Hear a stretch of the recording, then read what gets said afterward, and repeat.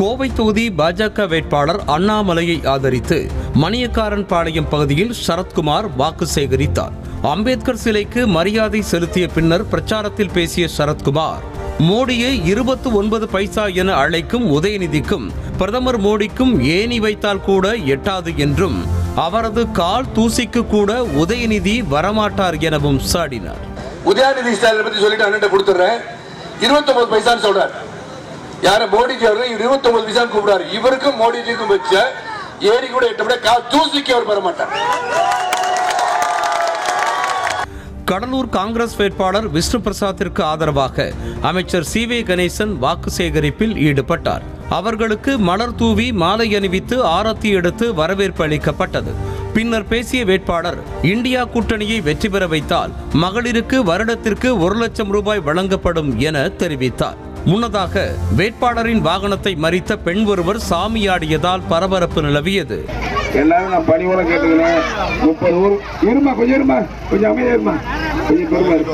அதனால எல்லாரும் இப்போ நம்முடைய மாண்புமிகு தமிழ்நாடு முதலமைச்சர் அண்ணன் தளபதியினுடைய தருமபுரி தொகுதி பாமக வேட்பாளர் சௌமியா அன்புமணி பென்னாகரம் சட்டமன்ற தொகுதிக்கு உட்பட்ட கிராமங்களில் வாக்கு சேகரிப்பில் ஈடுபட்டார்.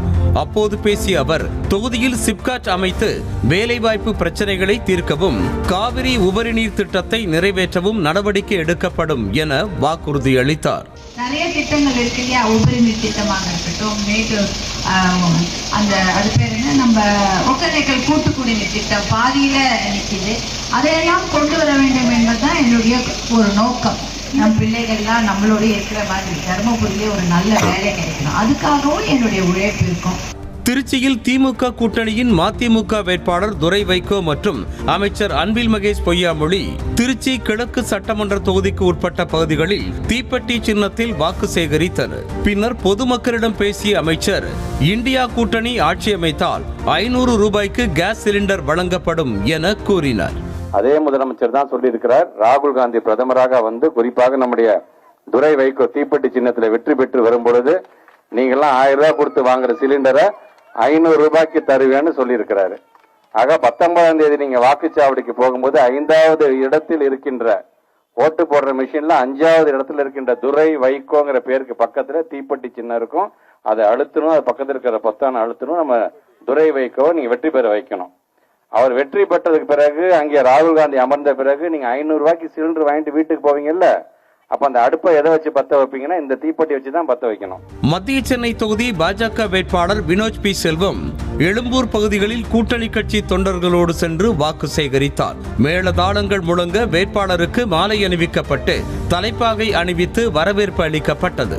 முன்னதாக தமிழ் புத்தாண்டை முன்னிட்டு கோவிலுக்கு சென்று சாமி தரிசனம் செய்தார். பின்னர் செய்தியாளர்களிடம் பேசிய வினோஜ் பி செல்வம், திமுக அரசில் கமிஷன் வாங்கிக் கொண்டுதான் அனைத்து வேலைகளும் நடப்பதாக குற்றம் சாட்டினார். தமிழ்நாட்டுக்கு யாரும் முதலீடு பண்ண வரமாட்டேங்கிறாங்கன்னா இங்க திமுக ஆட்சியில் இருக்கு.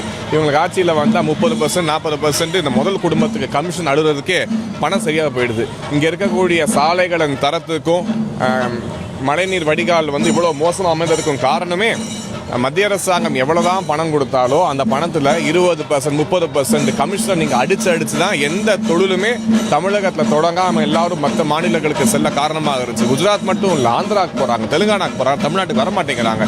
திமுக இருக்க வரைக்கும் தமிழ்நாட்டுக்கு வரமாட்டாங்க. திமுக விலகினால் மட்டுமே தமிழகத்துக்கு விடியல் ஏற்படும். ஸ்டாலின் தான் வராரு, விடியல் தர போறாரு கிடையாது. ஸ்டாலின் எப்போ போறாரோ அப்பதான் உண்மையான விடியல் தமிழகத்துக்கு ஏற்பட போகிறது. நன்றி.